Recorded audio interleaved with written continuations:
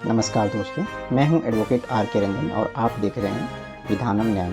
आज मैं आपको एक ऐसे फैसले के बारे में बताने जा रहा हूं जो हजारों महिलाओं के अधिकारों से जुड़ा हुआ है। सोचिए, एक लड़की बड़े सपनों के साथ शादी करती है। उसे लगता है कि वह एक खुशहाल परिवार बनाएगी, माँ बनेगी और अपने जीवन साथी के साथ सामान्य वैवाहिक जीवन जिएगी। लेकिन अगर शादी के बाद पता चले कि पति शुरू से ही दाम्पत्य सुख बनाने में असमर्थ था और उसने यह बात शादी से पहले छिपा ली थी, तो क्या पत्नी को पूरी जिंदगी ऐसे ही रहना पड़ेगा?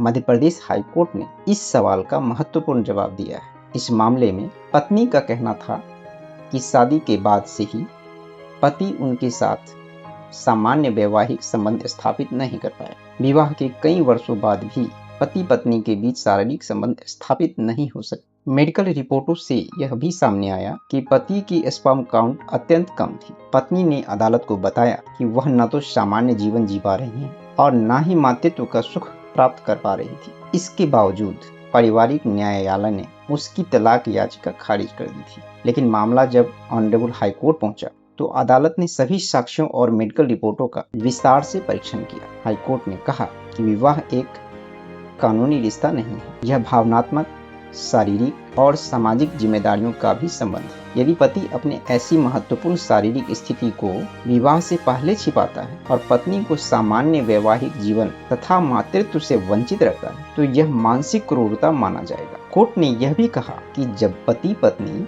वर्षों से अलग रह रहे हों, उनके बीच सहवास न हो रहा हो और वैवाहिक संबंध पूरी तरह समाप्त हो चुके हों, तो ऐसे विवाह को जबरन जारी रखना उचित नहीं।